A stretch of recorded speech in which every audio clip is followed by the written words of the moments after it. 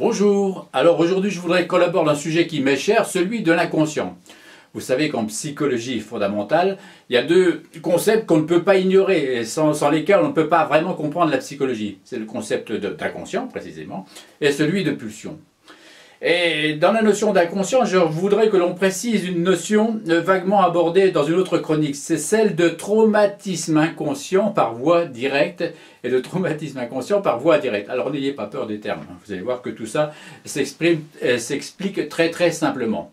Alors dans cette chronique sur l'inconscient, je disais que l'inconscient, c'était la mémoire du corps. L'inconscient, c'est la mémoire du corps. Retenez ça, c'est fondamental. L'inconscient, c'est la mémoire du corps. Ça veut dire quoi? Ça veut dire que vous, comme moi, nous avons des tas de souvenirs que nous pouvons évoquer. Il y a des tas de choses dont on se souvient. Mais il y en a bien d'autres que nous avons vécues et dont on ne se souvient pas, mais dont le corps, lui, se souvient. Dont le corps, lui, se souvient. J'avais pris l'exemple dans cette chronique d'un bébé qui était dans son berceau. Bébé qui était dans son berceau, il dort. Il est réveillé, ce bébé, par le roucoulement des pigeons sur le bord du toit. Si ça se reproduit une fois, deux fois, trois fois, c'est pas bien grave. Il y a la notion de déplaisir, mais c'est pas plus grave que ça. Si ça se répète trop souvent et trop longtemps, bien, le déplaisir provoqué par le roucoulement des pigeons va faire en sorte que, ultérieurement, plus tard, devenu adolescent, devenu adulte, il pourra se demander pourquoi il n'aime pas les pigeons, pourquoi il n'aime pas le roucoulement, pourquoi ça l'énerve, pourquoi ça l'agace. Il ne se souvient pas, lui, de l'expérience qu'il a vécue parce que le bébé n'a pas l'intellect encore suffisant pour prendre le recul nécessaire vis-à-vis de la situation, mais son corps, lui, s'en souvient. C'est le traumatisme inconscient par voie directe.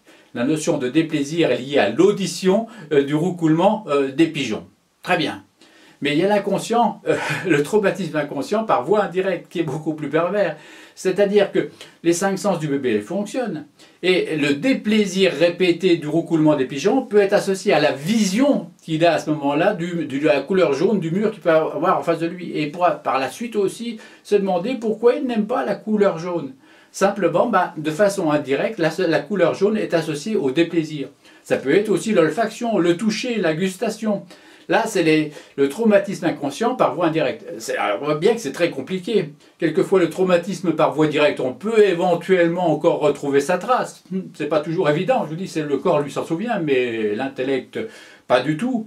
Alors, on peut éventuellement retrouver sa trace par des témoignages de personnes qui disent « Ah bah, quand tu étais petit, il s'est passé ceci, cela à répétition ». Mais voilà, c'est intéressant de se pencher sur ces notions-là et tout un chacun peut, entre guillemets, faire la recherche du pourquoi il n'aime pas ceci ou il n'aime pas cela.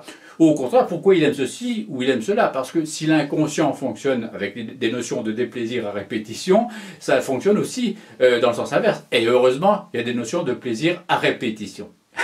Allez, je vous demande de réfléchir les uns les autres sur cette notion-là, et puis on peut se pencher chacun sur son passé et se poser un certain nombre de questions. Allez, on se retrouve une autre fois pour d'autres chroniques. Au revoir.